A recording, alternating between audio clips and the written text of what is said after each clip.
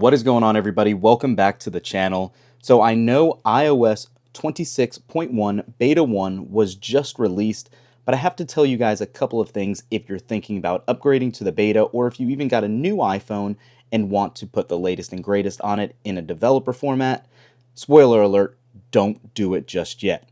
So first things first, we know how betas are, and we know what they do to battery health and battery life in general. Let's jump into this and talk about why you should wait. So first things first, in this latest beta, not only do we have an L build, which signifies there's a little bit of a ways to go before this is even ready for the public. That typically means everything's not optimized yet, and there could still be potential bugs, which we've discovered kind of slowly but surely using this, and it's just been a little glitchy. Now, that's not to say it's terrible, but there's no big benefits of actually using this update if you don't need, mainly because there's nothing new.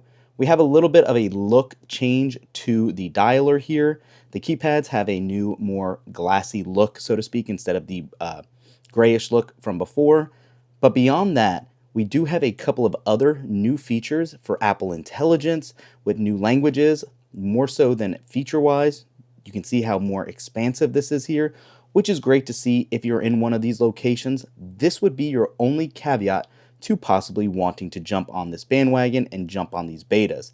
Aside from these two changes, there is just not a lot of other things new here. If you use the actual AirPods with the live translation, they've added a new language there that kind of correlates with iOS 26.1 beta. But aside from that, don't do it. I'm sure we're going to discover more bugs here in the near future, but I just want to let you know. And mainly, that's because on a first and second beta, Apple typically waits about 2 weeks in between beta cycles. So if there are any significant issues here, you are going to have to wait till about October 6th for the next beta and hope that that fixes the issues. But we know it's almost been confirmed already that Apple will be releasing iOS 26.0.1 here in the next couple of days, definitely before the week ends, simply for some of the other issues that have been known to plague the phone, Wi-Fi connectivity issues, camera issues, and things of that nature. So don't do it. Wait for that stable release to go public in a couple of days. It's not that long. You're not missing out on any new features. If we do discover something, you know we'll do a follow-up video for you guys. But aside from that, it's just not warranted.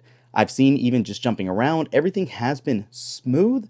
But again, this does not necessarily mean it will maintain this performance.